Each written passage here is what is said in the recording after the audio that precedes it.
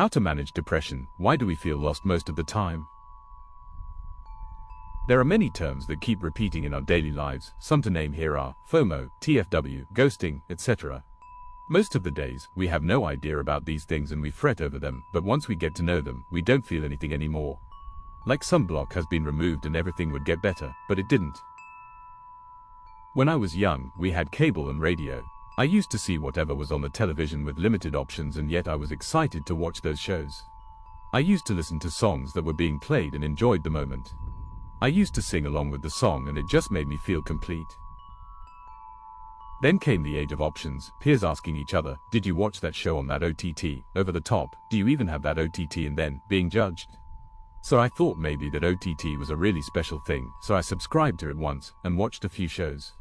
It didn't make any difference. Where did I ration off to get that subscription? Well, where my heart always was. Traveling to mountains and watching the waterfalls or a sunset. If you offer the same thing to people nowadays, many would rather talk about partying than enjoying these moments. So where does that leave some of us? I had to kill many such passionate adventures before the realization struck me. Before talking about that realization, let me take you on a journey of being lost and found. The joy of it all and how it turns us into beings attenuated to certain frequency that makes us socially vulnerable. We feel lost most of the days because our way of life does not match with the people around. Maybe it is because of the cultural difference, maybe because of the language differences, or it may be simply that we consider ourselves reserved people, as our mind wants to create its own space, which is far away from physical realms. I used to be lost most of the days, as per the people around me, but I kept finding myself in the imaginary world. Their things were quite peaceful for me. I am creature of words, and not of hustle and bustle that creates noises, which blocks my serene thoughts. Some live in the castles built of words, pages whose stories are reminiscent of the wonders mind can create, and yet discern it all as a distant reality built from memoirs of thoughts. But there comes a time when life asks one to take responsibilities, and it comes down to two extremes meeting one another. If you are a person of imagination, then you know this, that you can feel the depths of everything by walking in those particular shoes without ever wearing them. The way you feel a story bring out a character to life, and you feel their joy is your own, their pain is your own, you feel their life is your own, yet it is not you. That imagination also gives one a way to understand every concept of every subject in depths, which others may not try to reach or may try and fail.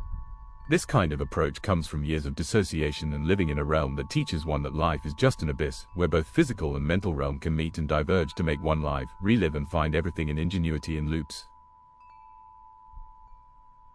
But negatives make their presence known earlier than positives ever do.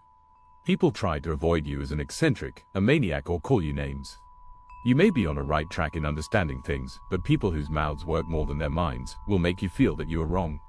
The world is filled with people that cannot control their emotions and become a problem for those that try to avoid many unnecessary altercations and live peacefully.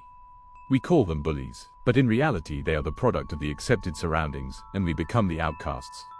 The world loves thinkers, but only a handful, proven few, but still doesn't want them. That's the irony of everything. And sir, it becomes a fight. You have to start showcasing your talent. Your talent is your introverted imaginary mind. You will always be lost, for you took the hard way to understand everything. You chose to question, where questions keep evading a common mind. Your path that started at dissociation left you in a place where fear of missing out keeps showing its face. But your path is an ingenious one, only if you believe in it and walk.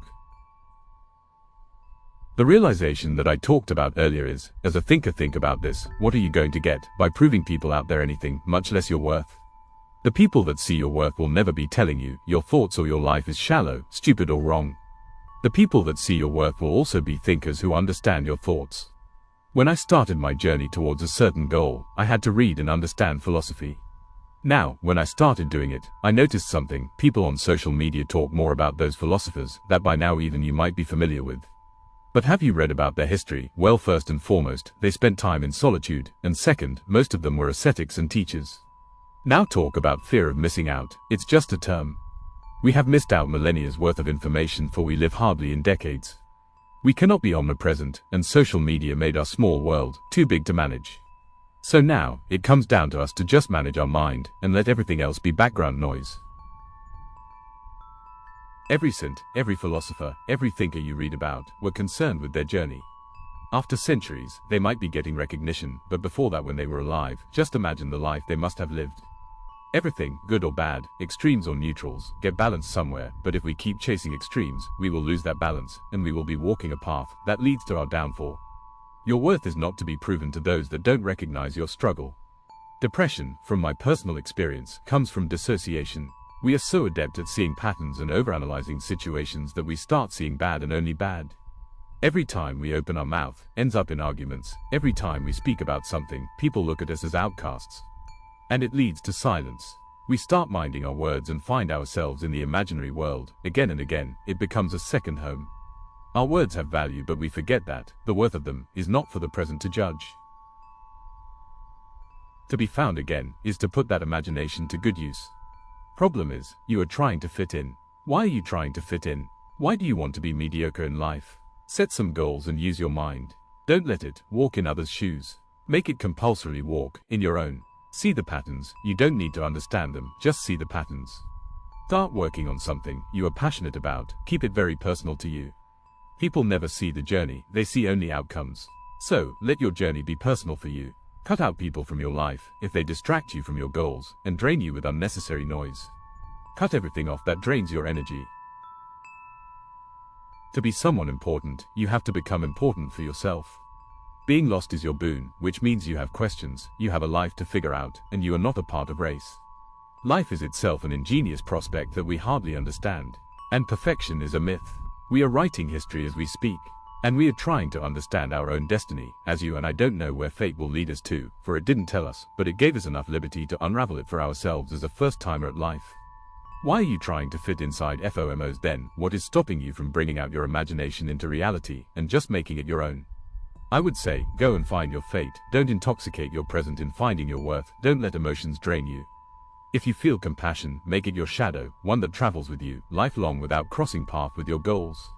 Depression gives a certain pleasure, for your compassion also allows you to feel depths unknown.